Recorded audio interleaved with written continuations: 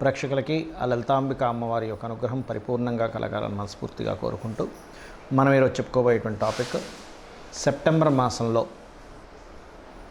రాశి ఫలితాలు ఏ విధంగా ఉన్నాయి. ముఖ్యంగా లగ్నం నుంచి చూసుకోండి, చంద్రుడిని రాశి కంటే కూడా అది ఇంకా ఎక్కువగా పనిచేస్తూ ఉంటుంది. అయితే ఇక్కడ గ్రహస్థితి ఏ విధంగా ఉంది అని చెప్పి చూసుకున్నట్లయితే మేజర్ ప్లానెట్స్ అయినటువంటి శని కుంభంలో వక్రించున్నాడు, వృషభంలో గురువు, రాహు ఏమో మీనంలోని, కన్యలో కేతు ఉంటాడు. ఇవి మాత్రం ఎక్కడా కూడా మనకి అంత తొందరగా మారవు.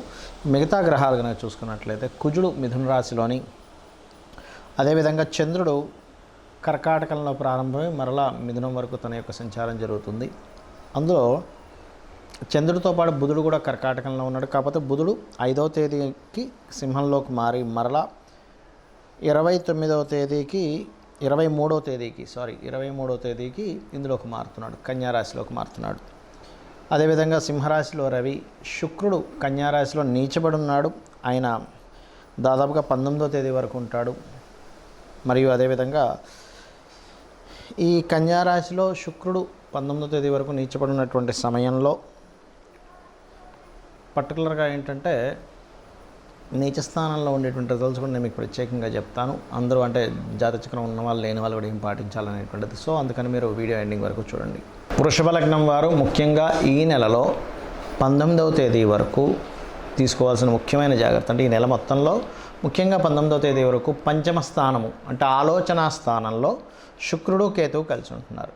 సో శుక్రకేతువుల యొక్క కలయిక ఆలోచనా స్థానంలో ఉన్నప్పుడు ఏమవుతుంది అంటే రాంగ్ డెసిషన్స్ తీసుకుంటారు. కాబట్టి డెసిషన్స్ తీసుకునేటప్పుడు 19th వరకు తొందరపాటు పడి డెసిషన్స్ తీసుకోకండి. రెండవది ఏమిటి, ఎఫ్ఐఆర్ ఎవరితోనైనా ప్రేమ వ్యవహారాలు ఇటువంటి విషయాల్లో. మూడవది ప్రత్యేకంగా మీరు గర్భవతులైనట్లయితే ఈ శుక్ర సంబంధించినటువంటి గ్రహస్థితి పంచమంలో నీచబడి కేతుతో ఉన్నందుకు గర్భవతులు కాస్త జాగ్రత్తగా ఉండండి. షేర్ మార్కెట్టు నిర్ణయాలు, గర్భవతులు మరియు రాజకీయ నాయకులు రాజకీయ సంబంధించిన విషయంలో రాంగ్ డెసిషన్స్ తీసుకునే ఛాన్సెస్ ఉంది. మరియు ఎవరితోనైనా స్నేహితులతో బికాజ్ ఆఫ్ లగ్నాధిపతి పంచమంలో పడి నీచబడ్డాడు కాబట్టి స్నేహాల విషయంలో కూడా కొంత జాగ్రత్తగా ఉండాలి. స్నేహితులతో బయటికి వెళ్ళడం కానివ్వండి, వాహనాల మీద వెళ్ళడం కానివ్వండి, ఇటువంటి విషయంలో. అయితే వాహనాలకు సంబంధించినటువంటి వృషభం కానీ మిథునం వారికి ఎక్కువ ప్రభావం చూపిస్తుంది. సో ఈ యొక్క విషయాల్లో ఈ జాగ్రత్త తీసుకోండి. ఇక ఫినాన్షియల్గా ఎట్లా ఉంటుంది ఏమిటి అని చెప్పి చూసుకున్నట్లయితే ఫైనాన్షియల్గా భూములు, మెడికల్ రిలేటెడ్ సంబంధించిన ఎనీథింగ్ డిజిటల్ మార్కెటింగ్ చేసేటువంటి వారికి వీళ్ళందరికీ కూడా చాలా బాగుంటుంది. అందులో ఎటువంటి సందేహం లేదు. బికాజ్ ఆఫ్ మీకు మీ బుధుడు 5వ తేదీ నుంచి సింహరాశిలోకి మారుతూ 23వ తేదీ నుంచి పంచమంలోకి వెళ్తాడు బుధుడు. సో 23వ తేదీ తర్వాత మీరు తీసుకునే నిర్ణయాలు కావచ్చు, ప్లానింగ్స్ కావచ్చు, అన్ని విధాలా బాగుంటుంది. అందులో ఎటువంటి సందేహం లేదు. 4వ స్థానాధిపతి 4వ స్థానంలోనే 17వ తేదీ వరకు ఉంటున్నాడు కాబట్టి ప్రాపర్టీస్ లేదా గవర్నమెంట్ నుంచి పొందేటువంటి కొన్ని సౌకర్యాలు కావచ్చు, ఇటువంటివన్నీ కూడా పొందేటువంటి యోగం అధికంగా కనబడుతుంది, గుర్తుపెట్టుకోండి.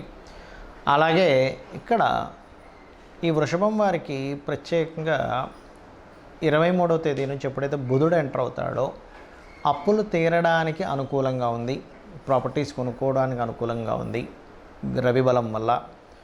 మరియు మరొక విషయం ఏంటంటే ఇక్కడ గమనించుకున్నట్లయితే వివాహ సంబంధించినటువంటి విషయంలో రెండో వివాహం కోసం ప్రయత్నం చేసేటువంటి వారికి కూడా అనుకూలమైనటువంటి వాతావరణం కనబడుతుంది. అందులో ఎటువంటి సందేహం లేదు. కాకపోతే ఉన్న ప్రాంతం నుంచి కాకుండా ఇతర ప్రాంతాల్లో ఉద్యోగ ప్రయత్నాలు కనుక చేసినట్లయితే 100% మీకు సక్సెస్ అవుతుంది. మరియు గురువు ఎప్పుడైతే లగ్నంలోకి వచ్చున్నాడో కాస్త teaching field, bankings, anything accounting related సంబంధించినటువంటి విషయాలు ఏవైతే ఉంటాయో అవి మీకు బాగా కలిసి వస్తాయి చెప్పాలంటే. ఇక మరొక విషయం ఏంటంటే ఇక్కడ గమనించుకున్నట్లయితే ఈ పంచమ స్థానంలో శుక్రకేతువులు ఉన్నందుకు ఇవాళ రేపు మనకు సోషల్ మీడియాస్లో రకరకాల ఫ్రెండ్షిప్స్ ఇట్లాంటివి ఉంటాయి. ఇటువంటి విషయాల్లో చాలా జాగ్రత్తగా ఉండండి. 23వ తేదీ తర్వాత నుంచి మీరు చేసే ప్లానింగ్స్ చక్కగా కలిసి వస్తాయి, అందులో ఎటువంటి సందేహం లేదు. కాకపోతే పంచమంలో కేతు ఉన్నందుకు కొన్ని విచిత్రమైనటువంటి కొన్ని ప్రయోగాలు చేయడం వల్ల కూడా 23వ తేదీ తర్వాత నుంచి మీకు సక్సెస్ అనేటువంటిది వస్తుంది. ఇక మీరు చేయవలసిన దేవతారాధన ముఖ్యంగా శుక్రకేతు గ్రహాల దగ్గర దీపారాధన చేయండి. విష్ణు సహస్రనామాలు ఎక్కువగా చదువుతూ ఉండండి. శుక్రుడు, కేతువు ఈ 2 గ్రహాలు కూడా మనకి ఈ 19వ తేదీ వరకు దాదాపుగా ఈ యొక్క కన్యారాశిలో నీచబడి ఉంటున్నందుకు ప్రపంచవ్యాప్తంగా కానీ దేశవ్యాప్తంగా కానీ జరిగేటువంటి పరిస్థితులు ఏమిటి అంటే, కొన్ని దేశాలకు సంబంధించినటువంటి విషయంలో మనం అంటే 1వ తేదీ ముందు నుంచి దాదాపుగా ఆగస్టు నుంచే స్టార్ట్ అవుతుంటుంది. ఆర్థిక మాన్యం, ఎందుకంటే శుక్రుడు నీచ స్థానంలోకి వెళ్తున్నాడు కాబట్టి ఆర్థికంగా కొంతవరకు డౌన్ఫాల్ అనుకోండి, ఆర్థికపరమైనటువంటి చిక్కుల్లో ఇరుక్కోవడం అనుకోండి, ఇట్లాంటివి జరుగుతాయి దేశపరంగా చూసుకుంటే. ఇది శుక్రుడు కేతువుతో కలిసి కన్యా రాశిలో ఉన్నందుకు. మరి శుక్రుడు సహజంగానే అప్పుల స్థానంలో ఉంటున్నాడు వెళ్ళి. అందుకని ఏంటి, మొత్తము కూడా అందరూ కూడా ఎవరికైనా మనం అప్పు ఇచ్చే విషయాల్లో లేదా తీసుకునేటువంటి అంశాలలో కొంత జాగ్రత్త వహించండి, గుర్తుపెట్టుకోండి. స్త్రీలు ముఖ్యంగా బయటికి వెళ్ళేటప్పుడు మీరు గణపతిని తలుచుకోండి. ఒంటరిగా వెళ్ళవలసిన పరిస్థితులు కొన్ని వస్తుంటాయి. కొన్ని నిర్మానుషమైన ప్రదేశాల్లో తిరిగేటప్పుడు కానీ, బికాజ్ ఆఫ్ శుక్రుడు అనేటువంటిది ఏదైతే ఉందో స్త్రీ కారక గ్రహంగా, స్త్రీలని సూచించేటువంటి గ్రహంగా చెప్తూ ఉంటారు. కాబట్టి ఈ యొక్క అంశాలు చాలా జాగ్రత్తగా పాటించండి.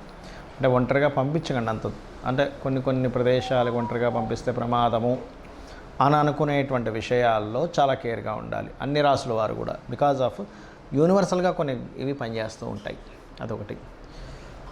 అదేవిధంగా అందరికీ కూడా ఈ మాసంలో 17వ తేదీ వరకు రవి ఓన్ హౌస్లో ఉంటున్నాడు కాబట్టి ఆరోగ్యానికి సంబంధించినవి ఎవరైతే పాటిస్తుంటారో, అందులో ముఖ్యంగా ఈ ఆగస్ట్ 16వ తేదీ నుంచి సెప్టెంబర్ 17వ తేదీ వరకు ఉన్నటువంటి కాంబినేషన్ ఏదైతే ఉందో, టైం అంతా కూడా మీరు ఆరోగ్యం గురించి పాటించేటువంటివి ఏవైతే నిర్ణయాలు తీసుకుంటారో అవి ఖచ్చితంగా మీకు ఇంప్లిమెంట్ అవ్వడం వల్ల మీ ఆరోగ్యం కుదురుపడుతుంది. అంటే అనారోగ్య సమస్యల నుంచి బయటపడము. యూనివర్సల్గా ఏదైనా ఒక ప్లానెట్ పలానా ప్లేస్లో ఉన్నప్పుడు యూనివర్సల్గా అందరికీ పనిచేస్తుంది ఈ కాంబినేషన్ అనేది, ఒక రాశి వారికి ఒక లగ్నం వారికి అని కాకుండా. ఈ శుక్రుడికి, నీచబడ్డ శుక్రుడికి గురువు యొక్క బలం కొంతుంది.